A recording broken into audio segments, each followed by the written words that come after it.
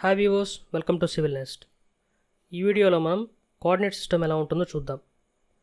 Generally మనం ఆటోక్యాడ్లో Cartesian coordinate system అనేది use చేస్తాం. కార్టెసియన్ కోఆర్డినేట్ సిస్టంలో ఎక్స్, వై, జీ అని 3 యాక్సెస్లు ఉంటాయి. ఇక్కడ మీకు రెడ్ కలర్లో కనబడుతుంది కదా, ఇది ఎక్స్ యాక్సిస్. గ్రీన్ కలర్లో కనబడేది వై యాక్సిస్. జీ యాక్సిస్ అనేది మనకి 2D ఫ్రేమ్లో ఉన్నాం కాబట్టి జీ యాక్సిస్ కనిపించదు. జీ యాక్సిస్ అనేది ఇక్కడ సెంటర్ ఉంది కదా, సెంటర్ నుంచి స్క్రీన్ నుంచి బయటికి ప్రొజెక్ట్ అవుతుంది కదా, అది జీ యాక్సిస్. కార్టెసియన్ కోఆర్డినేట్ సిస్టంలో మనం అన్ని వాల్యూస్ ఇక్కడ సెంటర్ నుంచి తీసుకుంటాం అనమాట. ఆరిజిన్ నుంచి క్యాలిక్యులేట్ చేస్తాం ఏ వాల్యూ అయినా.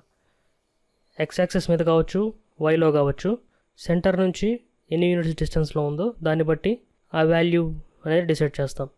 X, Y and Z axis ఈ 3 అనేది సెంటర్లో ఇంటర్సెక్ట్ అవుతాయి. ఈ పాయింట్ని మనం ఆరిజిన్ అంటాం అనమాట. ఈ పాయింట్ వాల్యూ వచ్చేసి 0,0,0.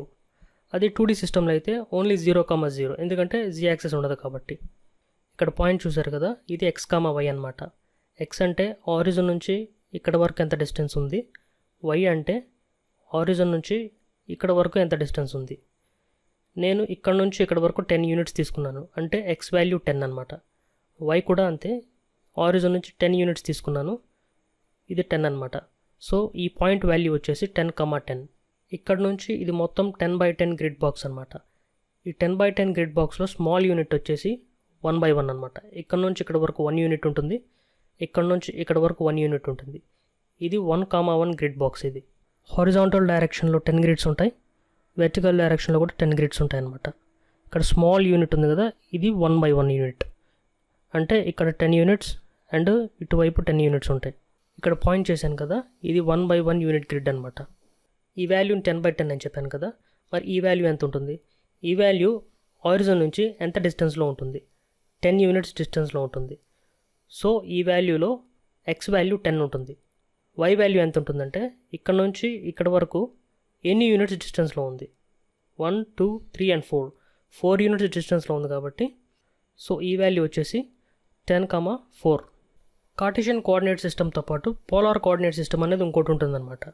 అంటే ఏదైనా వాల్యూ ఎక్స్ యాక్సిస్తో ఎంత యాంగిల్ చేస్తుంది అనే దాన్ని బట్టి అనమాట.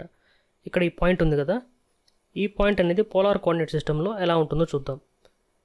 ఇక్కడ ఆరిజిన్ నుంచి ఈ పాయింట్ 10 యూనిట్స్ డిస్టెన్స్లో ఉందనుకుందాం.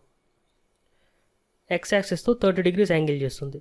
సో ఈ వాల్యూని ఎలా స్పెసిఫై చేస్తామంటే ఈ వాల్యూని length of the line plus angle included, so 10 ∠30. So ఈ వాల్యూ వచ్చేసి 10 ∠30 అనమాట. సో ఇలా మనం పోలార్ కోఆర్డినేట్ సిస్టంలో కూడా వాల్యూస్ని మెన్షన్ చేయొచ్చు.